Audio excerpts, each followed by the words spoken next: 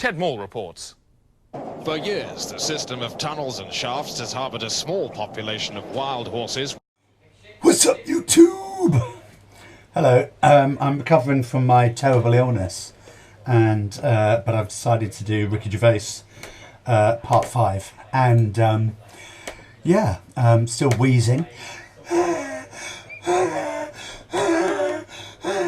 like that, but you know, I'm fit and well, fit enough to do YouTube, and you know, I'll do my best. I've just watched the Prince Andrew interview, and wow, I'd like to do a reaction to that, but I'm speaking to my people about that right now to see if that's a good idea.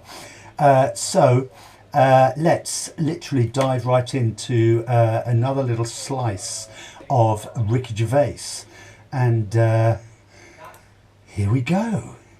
So yeah, don't nobody go nowhere. Oh no, that's at the end, sorry. Right, let's dive right in. I learnt a lot last year about one of your great American heroes, Rosa Parks. It was the 200-year celebration of the abolition of slavery in Britain last year. We were a bit ahead of you on that. But well done. Well done. But the abolition of slavery wasn't the end of racism. Racism was still inherent in society as late as the 50s and 60s in England and America. And it was this one incident that sparked off the civil rights movement. A young black woman called Rosa Parks refused to give up her seat to a white person on a bus. It was the law, but she'd had enough. And she was arrested for that. But then that law was changed. But she didn't stop there. She started sitting in those seats meant for disabled people.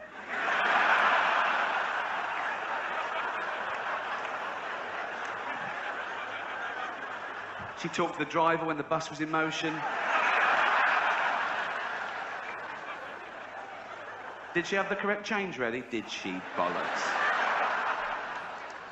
Oh, some people. Cheers.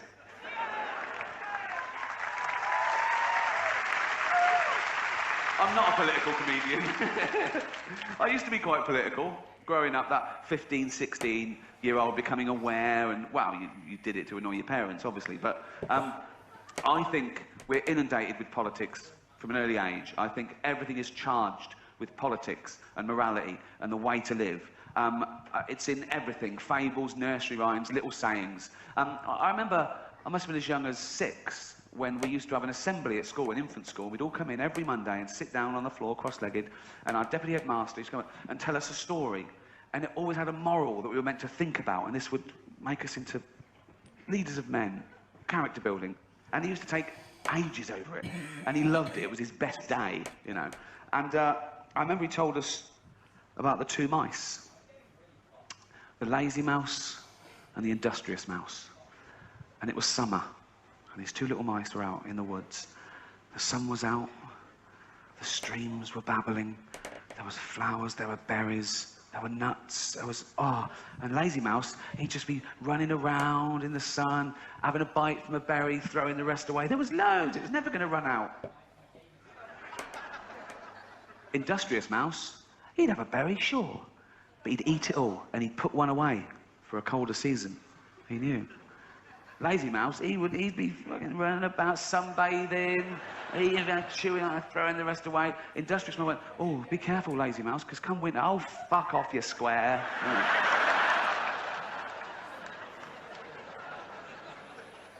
The fall comes, same sort of pattern. The last of berries, he's chewing them, throwing the rest away, he's just like chilling out, he's kicking through the leaves. You can't see him, if you saw the leaves moving, he'd be under the leaves, basically. You'd go, what's that? It's Lazy Mouse underneath the lip. If you could go under there, like the Discovery Channel, you'd see Lazy Mouse going, fuck it. Industrious Mouse, he'd be freeze-drying loads of berries, he'd be chopping wood, and he made an axe to chop the wood out of a little twig. And a sliver of flint, which he tied on with a horsehair, thus enabling him to chop and stockpile fuel. So, Winter comes. Different pattern. The ground's hard. There's nothing. There's no fruit. There's no berries. There's no nuts. There's nothing at all on those trees. And he can't find anything. And he's starving. And he's freezing. And he's losing his body weight. And of course, industrious mouse. Now he's in his cottage that he built. Somehow. Roaring log fire. Just sitting there, rocking. On a pebble. Knock at the door. Who's that? Obvious, isn't it? So he goes over to the door. He opens the door. It's Lazy Mouse. And he goes, what do you want? He goes, I'm cold and I'm hungry. I can't find any food and I think I'm going to die. And he goes, well, I did warn you, didn't I? He goes, yeah. He goes, never mind. Come in here and share with me. Where's the moral there? Fuck around, do what you want, and then scrounge up a do-gooder. That's a terrible moral for children, isn't it? Awful. He told us the one about the boy who cried wolf. Have you heard that? Oh, well, I'm going to tell you again. Boy, in the Bible, I don't know, I haven't got a specific year, have I? Right? Boy, looking after the sheep for the villagers. That's his job. Look after those sheep, boy. You go, all right, yeah. But he gets a bit bored. Probably gets a bit sleepy if he's counting them, right? And he thinks, oh, I'll have a laugh here. He goes, wolf, wolf. And the villagers come up and they go, where's the wolf? He goes, there's no wolf. They go, oh, you go. So next day, he gets bored again. He thinks, that worked a treat. He's got very little imagination. He goes, I'll do that again. Okay? So he goes, wolf, wolf. Where's the wolf? There's no wolf. Oh, you can't. So next day, he's sitting there. There really is a wolf. And the wolf comes up and he goes, wolf, wolf, wolf, wolf. But the villagers don't come. And the wolf eats all the sheep. And we were told the moral of that is never tell a lie. No, it isn't. The moral of that is never tell the same lie twice. Again, a terrible moral for children. Nursery rhymes. Jack and Jill went up the hill to fetch a pail of water. Jack fell down and broke his crown, which I later learned meant his cranium. I thought his hat fell off. And Jill came tumbling after. And that's a true fable of 16th century lovers who used to go up to the well behind the prying eyes of the villagers and their spouses and have it away. And what's the moral there, though? Don't fuck around with sluts or you get your head caved in. How is that applicable to 5-year-olds? I have never worked out the moral to Humpty Dumpty. Humpty Dumpty sat on a wall. Humpty Dumpty had a great fall. All the king's horses and all the king's men couldn't put Humpty together again. All I can think is, don't sit on a wall if you're an egg. But again, how is that applicable to a 5-year-old human? I mean, you tell that to a group of 5, oh, so don't sit on a wall if you're an egg. Oh, well, what do you mean if I'm an egg? I'm not an egg. It doesn't make sense. If I'm an, none of us are eggs. If there was an egg there, it would make sense. Can you go to the egg, don't sit on a wall, you go, I'm an egg, I can't hear, I've got nothing. I've got no ears, no eyes, I don't know what the fuck. What? Don't sit on a wall, I can't fucking hear, I've got nothing. I'm in nothingness. I can't fucking climb walls for a start, so...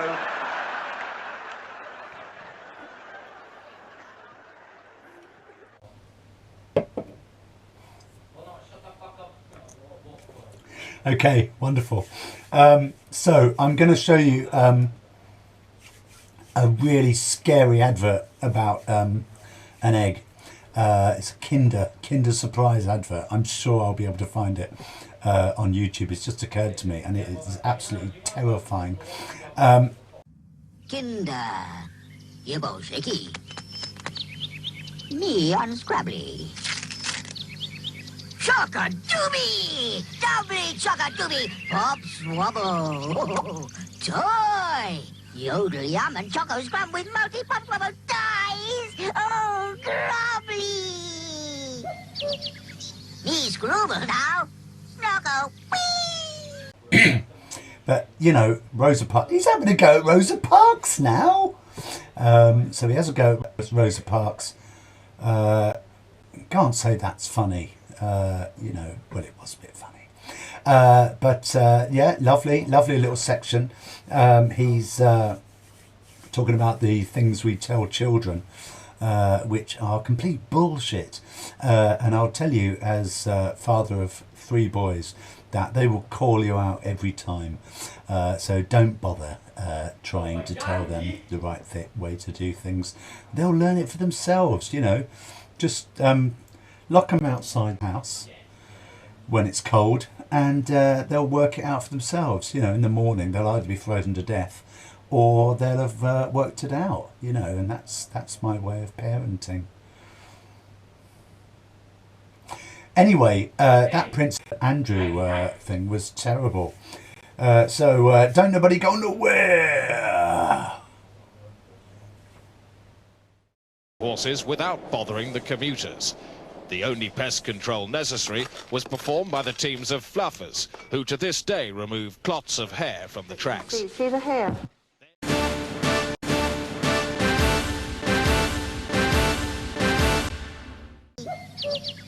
Me Scrooble now.